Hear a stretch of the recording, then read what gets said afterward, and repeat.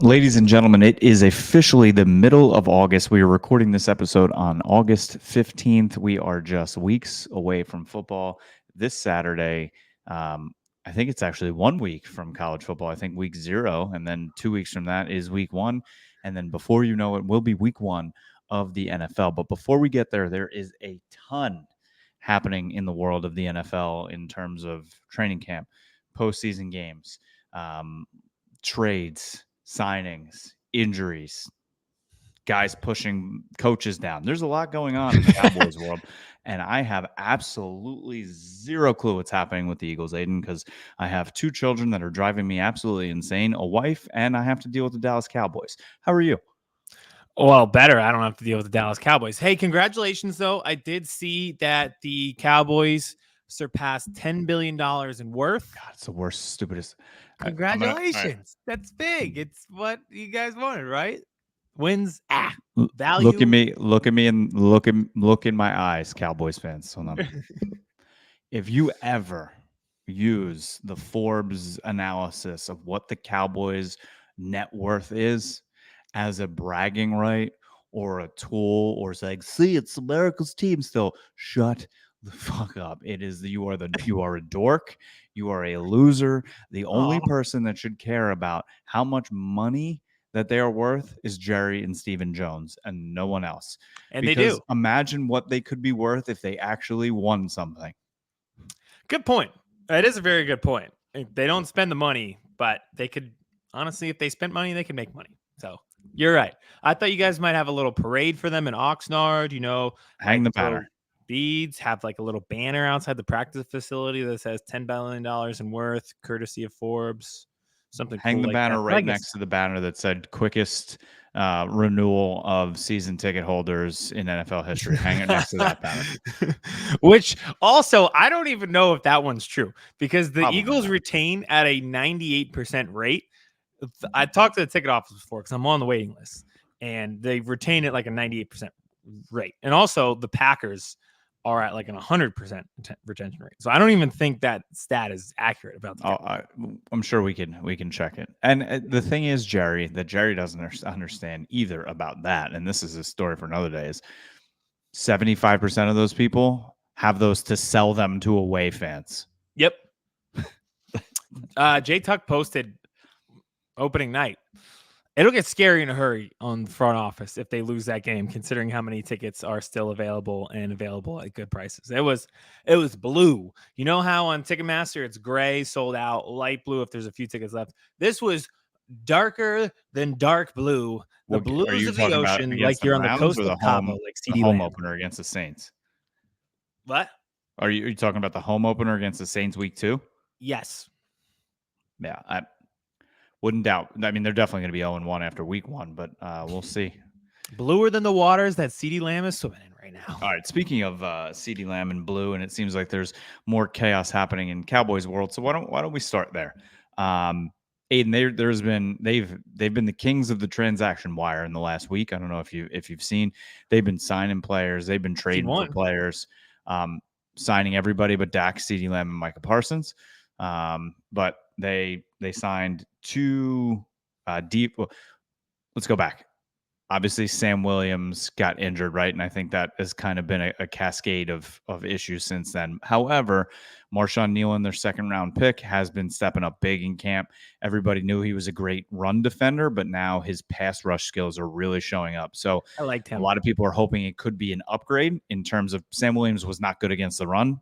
Nealon's already elite against the run. If he could do just a little bit against the pass rush, boom, upgrade. He was my late first, second-round mock guy. Again and again. Nealon? Yep. Yeah. I liked him a lot. He seems like he's got his head on his shoulders the right way, smart kid. So I'm excited about that. However, they did go out and sign a couple veteran defensive ends. Your guy Shaka Toney from Penn State, who did play with Micah Parsons, lasted about 4 days, got injured, and is already waived. No, I didn't know he got injured. Yeah, he's done. He's gone. Unbelievable. That didn't last long. I think he had a groin injury or something. But they also signed, finally, remember we talked about this 2 weeks ago, when Carl Lawson tweeted out the star. Well, he tweeted it out again, and this time he actually did sign. Carl Lawson signing with the Dallas Cowboys after the second time he tweeted a star. Double star. All right. It's like on Rainbow Road over there. I mean, at this point, you're just throwing shit against the wall and seeing what sticks, right? Yeah. But hey, work on the march. Well, I say it's smart to work the margins, but they also had money to spend to just sign actual players. So it does make sense though. Get some depth, build the team, work between the margins. It's smart for any team to do that. It's just funny that they are doing that, but not making the big splashes. It's just, he's a name, right? You hear the word Carl Lawson. People, for the most part, he was a second. I don't know. He was a first-round pick. People know the name. At Auburn, he played with the Jets recently. I saw a funny tweet that was like, he's been productive, and then like 17 dots when healthy. I think he tore his ACL, tore his Achilles. He had a back issue. So, and then of course the inevitable. He looks great heading into Oxnard, so he looks healthy and fresh, ready to go. Which means he'll have a toe injury tomorrow. One may say maybe in the best shape of his life. But hey, he's a name. He's got experience. He has, I think, 25 or 27 sacks. So we'll see where he can fit in on this defensive line who's having issues, Aiden. Not only on the ends, but I think we've been talking about the defensive tackle problems for ever since we started this podcast, right? It's true. If you want to beat the Dallas Cowboys, run it up the gut. We saw what the Bills did against them. We've seen what the Eagles have done against them in years. If you want to beat them, possess the ball, run it up the gut, keep the offense off the field, and they're not going to be able to stop it. There's one more name. Were you going to bring him up? Who? Who they just traded for? Absolutely. Phillips? Okay. Jordan Phillips, baby.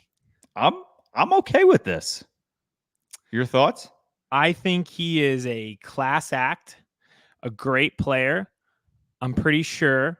I'd have to double check, but there definitely isn't a 2.5-minute clip of him having a bunch of dirty plays against the Eagles in one singular game. Well, then he fits in perfectly. I was going to say he definitely didn't try to take out the legs of multiple offensive linemen, including Jason Kelce, and then after the game attack Jason Kelce for saying that he's only famous because of his brother, and in between that try to fight a fan at Lincoln Financial Field. So I see 0 red flags with him, and he seems like a great guy. So glad he's on the Cowboys. Is he big? Can he stop the run a little bit? Yeah, that is the qualifier. It's like, is he big? Like, that's literally it right now. Is he big? And I think they gave up a 7th round or a 6th round pick for him. So, hey, if he's already in the heads of the Eagles, cool. I think he also. I don't know if he is. But... No, I'm sure. I think he's also the reason for the famous Aaron Rodgers on his side, helmet up with the face. I think he caused that. I did not know that. I think I'm gonna have to look back. I think it was Jordan Phillips. So a little conference trade there coming from the Giants. And it wasn't the only trade the Cowboys made in the recent weeks. They also traded Nahshon Wright, the cornerback. They basically just swapped bad cornerbacks, I think, for somebody named Booth from Minnesota. 2nd year in a row they've done that. They did the same thing last year with Burnt Man Toast when they traded for Noah Igbenogany. Broken, but could be fun to fix.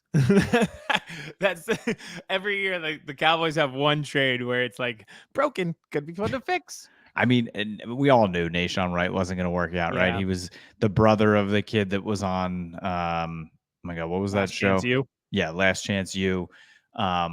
Everybody had a 7th round or undrafted free agent grade on him. Cowboys took him in the 3rd. It was another one of those Dan Quinn reach picks. Crazy how that did not work out. Yeah, I saw Dan Quinn doing a TikTok with Kay Adams today. I love her. Blew my mind a little bit. She's been all over. She was at Giants camp, I think, this last week too. She was at Eagles camp too. She hit the whole NFC East, I think. Talk about somebody who left the mainstream media in terms of Good Morning Football and has taken off even more. Wow. Yeah. Talk about betting on yourself, because that does it get better than the anchor of the most watched morning show on NFL Network and then leaving to continue to cover the NFL and only getting bigger in popularity? That is a real bet on yourself moment. And she did it, right? She did it. She made Shams look like a quivering little boy live on air. Hilarious. Yeah, but good for her. She blew up even more. So a couple other things before we can get into the Eagles.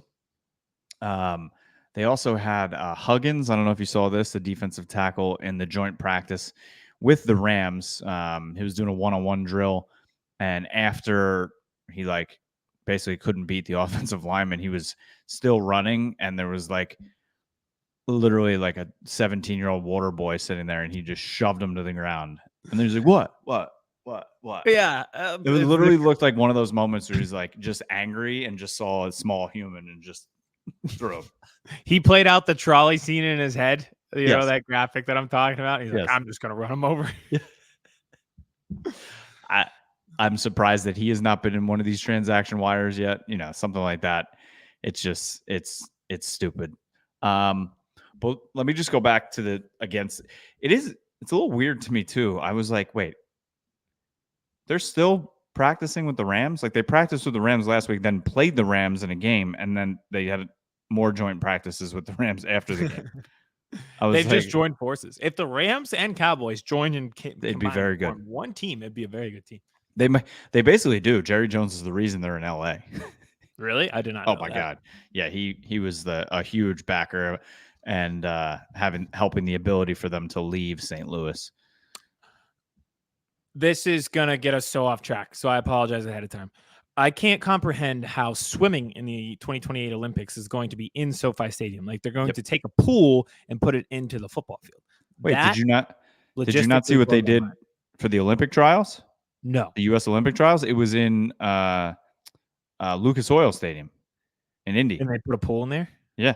I don't know how they do it, though. They literally build up and then put the pool in, and then it's crazy.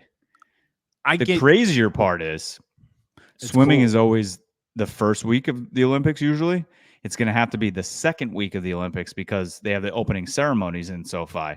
So the Olympics are going to be happening, and then they're going to be building the pool for the second week of the Olympics. Oh, baby. I was going to ask why track was going first, but that does make sense. Yep.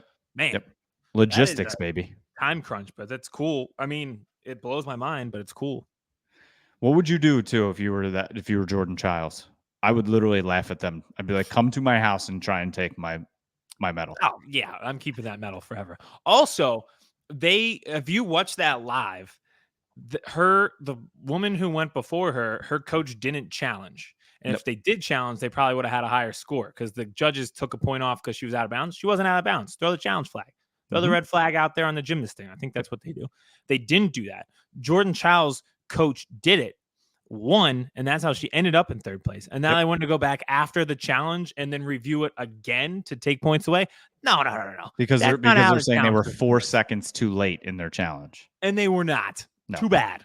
Yeah, please. What do you want me to do? Put it in a FedEx envelope? How much would you like to be insured for? And I have to send it back to Paris? Not happening. Well, how does that even work? No. I'm keeping it. You can go fuck yourself. I'm sorry. Yeah, honestly. I'm keeping the medal. Breakdancing out of the Olympics. I don't know if you saw that. Not happening in 2028. I figured it would be all-timer. They're bringing in flag football.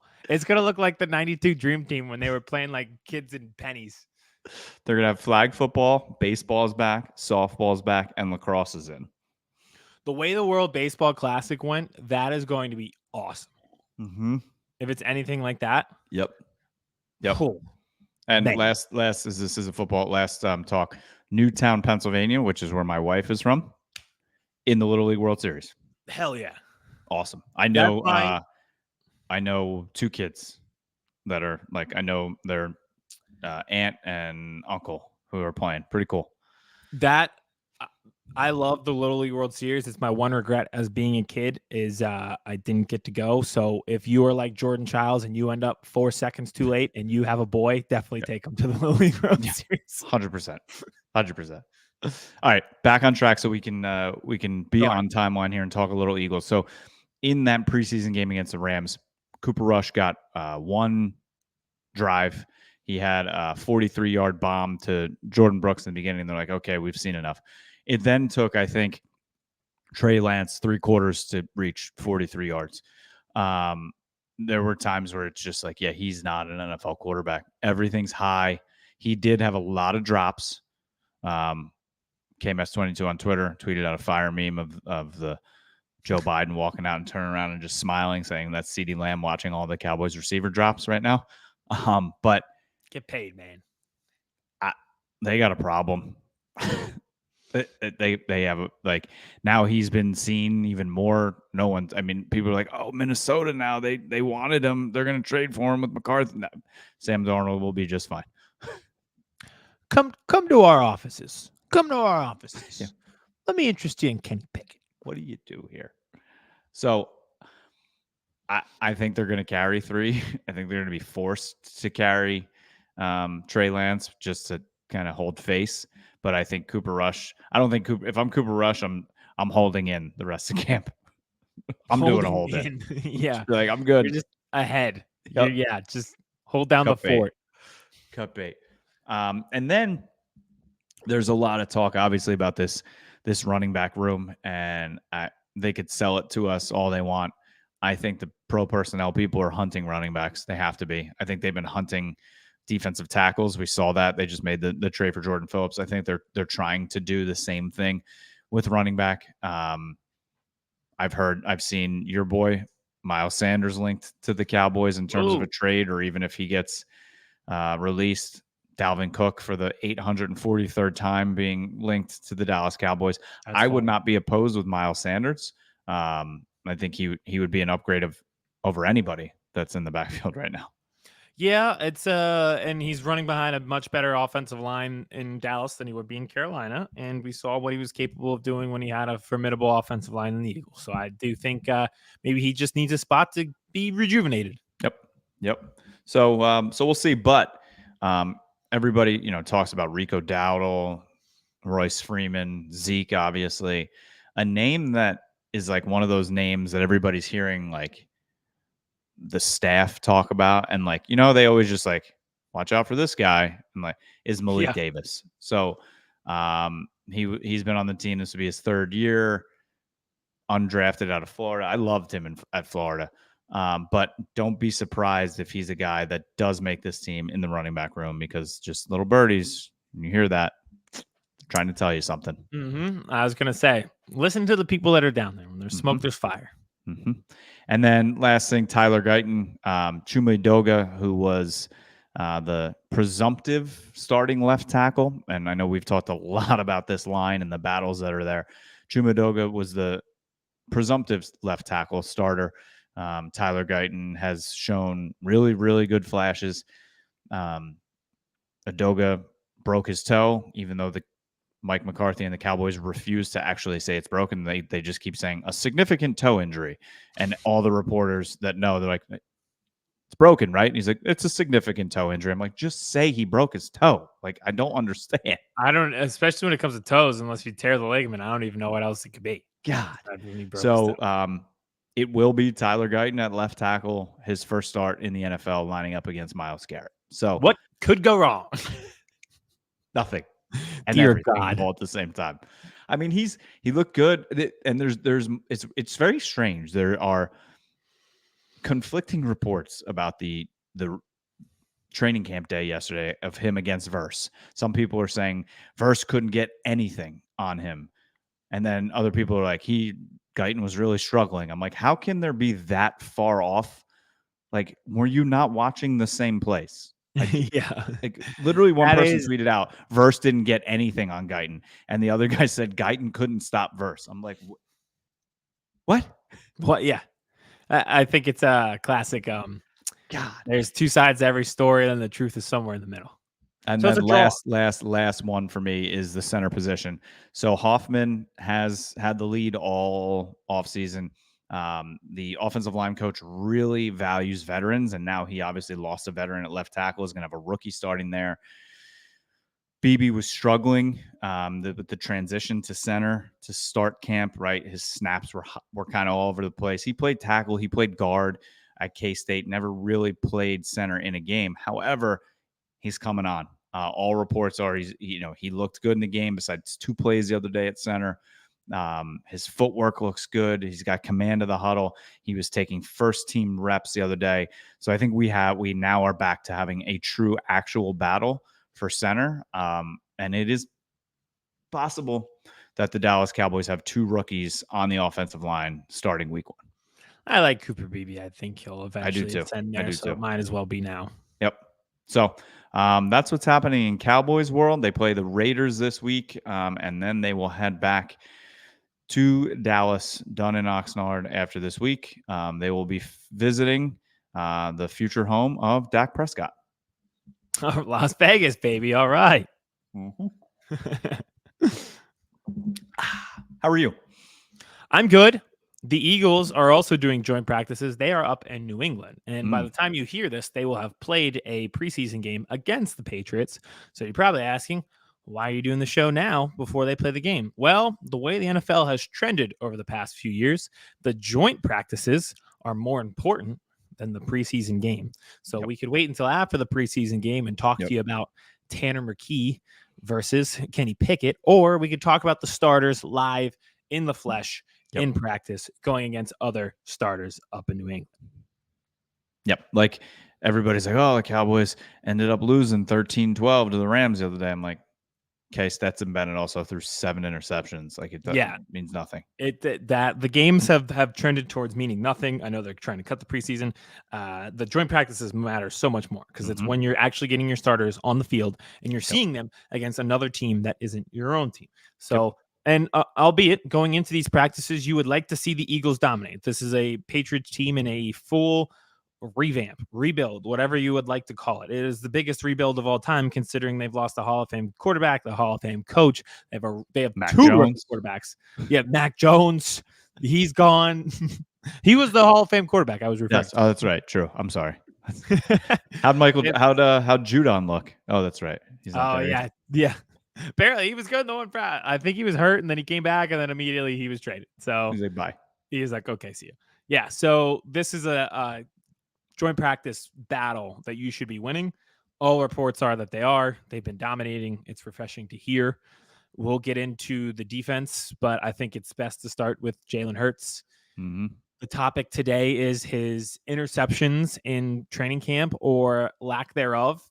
And there's a storyline out there that you almost kind of have to laugh at because it just tells you the record. We need real football back real bad. So it started as the record that is made up, talking about hanging the banner.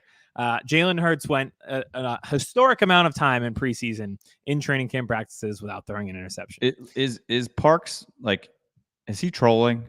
Yes. Or is that real? He has not thrown an interception, but it's also a troll. Okay. Like both are true. He has not thrown an interception. This is also a record that he made up.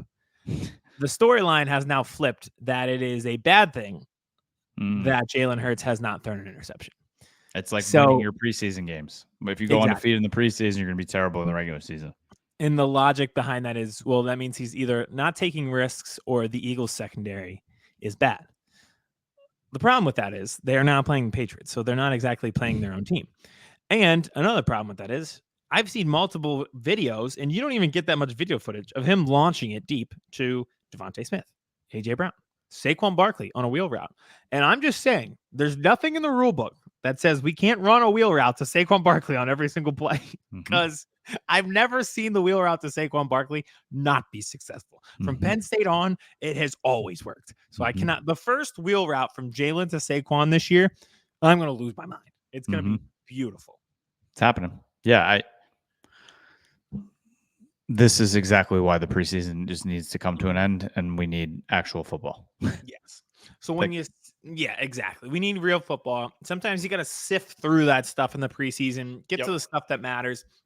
There is some stuff that matters that I think can impact Jalen Hurts in a positive way. One, there's been a lot of talk about him reading defenses better. I think this has been literally a storyline with him since he came into the league, that he will bail out of the pocket if things don't look right and kind of pocket. I don't know what happened to my accent there. And try to do things on his own, improvise. He's been a lot more going through progressions, stuff like that. So to me, if you're not throwing interceptions and you're going through your progressions, sign me up for that. Yep. The offensive line was on a podcast with Chris Long. They talked about life after Jason Kelce and how Kellen Moore is installing protections, blitz pickup, hot reads, things that this team has struggled with, where it felt like an 8-year-old playing Madden who ran Engage 8 every play against them, which is what Wink Martindale and the Giants did, could beat them. And that was happening, is they could not handle any form of blitz. And it was just an onslaught on them, and they couldn't handle it. So to hear all of that is very refreshing to me. There's motion in the offense. They're working on blitz protection. Hurts is going through his progressions. This is a crazy comparison, but like with addicts, they're like, the first step is admitting that you have a problem. The Eagles have admitted that they had a problem. Yes. And Kellen Moore has come to save them. And that I think you will agree with this, because I think Cowboys fans have mixed opinions on Kellen Moore. And like, is he a great offensive coordinator? Is he simply just, a good offensive coordinator? Well, in my mind, he is an offensive coordinator. So we're already ahead of where we were last year, which is really nice and really refreshing. And you saw my Kellen Moore conspiracy, correct? No. Here it goes. Cowboys are going to struggle this year. Ooh. Mike McCarthy's not going to come back. Oh. Eagles offense is going to hum this year. Oh, baby. Jerry's going to bring his boy back home to be the head coach of the Dallas Cowboys, and he's going to open the press conference with one of those quotes saying, because he loves Kellen Moore. Kellen Moore was his next Jason Garrett, homegrown. He wanted him to be the next Tom Landry. He's going to be like, sometimes you got to let things go that you love, and if they come back, they were always yours. So he let his boy go and fly a little bit, maybe crash and burn a little bit in LA with the Chargers, but then he flew a little bit in Philly, and he's going to come back and be the head coach of the Cowboys. I'm going to puke. It's a really good would you rather for you, or not would you rather, but a scenario. Say Kellen Moore is awesome as our offensive coordinator. We win a Super Bowl this year with him as our offensive coordinator. Jalen Hurts, offensive player of the year. The offense is humming back to 2022. But then Kellen Moore comes, and he is the head coach of the Dallas Cowboys. In the next 10 years, you guys are perennial NFC East favorites. Would you do that? Would you bite that bullet of us winning a Super Bowl? Oh, watch the Eagles win the Super Bowl again? Yes. No. You're like, I'll just figure it out on my own. Yeah. I don't need Kellen Moore. Okay. Well, I'll take it. We'll have Bill Belichick. If my Kellen Moore conspiracy theory doesn't work out, we may have Bill Belichick. I think we're literally going to be between Kellen Moore and Bill Belichick as the next head coach of the Dallas Cowboys. Oh man, I'll tell you what. We had the first week of mornings where it felt like fall. We're on the verge of football season, and I just don't think I can comprehend or think of the off-season Bill Belichick podcast that we'd have to do right now. I just don't know if I can handle it. But we're going to have Bill Belichick on with Pat McAfee every week, and I think Saban too. It's just what a time to be alive. I love that those guys retired, and they're like, well, I still want to talk ball. Their retirement job is still just coaching the boys up. But even just more fun. More fun. Yeah. They just don't have to scream it anymore. Mm-hmm. They can just simply talk about it. They probably love it. This is the sweet spot for them. Hell yeah. Oh, there's going to be a clip that gets them so fired up that they're going to go off on that show. And just, you're going to see the coach like that. He still got his fastball. Saban still got his fastball. Oh, God. So they play tonight, Thursday night? They play tonight. So if you're listening to this, it's probably either Thursday night, Friday morning. So we'll probably know the outcome of that game, and Godspeed. So, oh no. All right. I was going to ask how locked in are you going to be, but you have Phillies tickets, so none. No, I will not be locked in at all. But I have been locked into joint practices. I've consumed every joint practice tweet article that I watched Bird's Eye on NBC last night just to soak up everything. The other thing is the defensive line. This came from a New England reporter, so this is how I believe it. 15 sacks in the open practice for the Eagles, simulated sacks. I know that would not translate to a real game, but 15 simulated sacks is 15 simulated sacks. I'll take that amount of pressure. It's pretty awesome from a group that I'm like, hey, maybe that takes a step back this year. And again, Patriots aren't a great team, but anytime you hear the word 15 and sacks and it's your team in a sentence, you're feeling pretty good. Question that just popped into my head. Yeah. As we have a couple minutes here, and we were talking about the Olympics. You are more locked in 2028 in the gold medal game with Joel Embiid and Tyrese Maxey leading the way for Team USA, or Jalen Hurts and AJ Brown in the flag football gold medal game? You are more locked in what? Great question. Basketball for sure. I support Joel Embiid like he's my firstborn son. When they were playing Serbia and pulling off that comeback, I was cheering him on like he got his first T-ball hit, and I was recording it on a VHS. Like I was like, "You got it, Joe. Dig deep, Joe. You got this. Body him up. Don't let him get past you." I was like coaching him up from my couch. It would be awesome to see Jalen Hurts and we need Hurts, AJ Brown, CeeDee Lamb on a team. I don't think another country will come within 50 of us playing the flag football. So for me, it'll be basketball because I think the world has caught up and it'll be tight games. And if Maxey and Embiid are getting us gold, I'll be cheering them on like they're my kids or my brothers. Yeah, I think the 2028 is going to be tight. It's going to be an actual tournament. It'll be an actual tournament. Yeah, that's a good way to put it. I'll be more locked in because it'll be more suspenseful than the flag football, I think. Flag football will be fun to see. Yes. And how that compares. But it better not be suspenseful. But it better not be suspenseful. Yeah. If we're losing to freaking Argentina in flag football, we're going to have a dialogue about this. Yeah. We're going to have a problem. We're going to have a problem. All right. Before we get out of here, you got anything else? Yes. One thing. I don't know much about running front offices, but I have played Madden before. If a player wants a new contract and you trade for that said player, and then don't give them a new contract, it feels like it could backfire. Just what I've seen in my limited experience in the business world, running an imaginary fantasy team, just what I've seen. Jerry Jones is going to trade a 2 for Hassan Reddick and then also not give him a new contract. That would be hilarious if he did not get a contract from the third team of the offseason. They knew what they were trading for. I don't get it. We'll wrap up here in a second, but it's like the Patrick Ewing meme where he's like, what is that shot? Do you practice that shot? That's what I feel like with that Jets trade. It's like, what was that trade? Do you practice that trade? You knew it would, it just doesn't make sense. Nope. And I love every second of it. All right. Well, you enjoy the Phillies tonight while watching the Eagles on your phone, locked in against the Patriots, and the Cowboys, like I said, visiting the future home of Dak Prescott in LA, while he will be starting for the Raiders next year. He's going to be on House Hunters tonight, boy.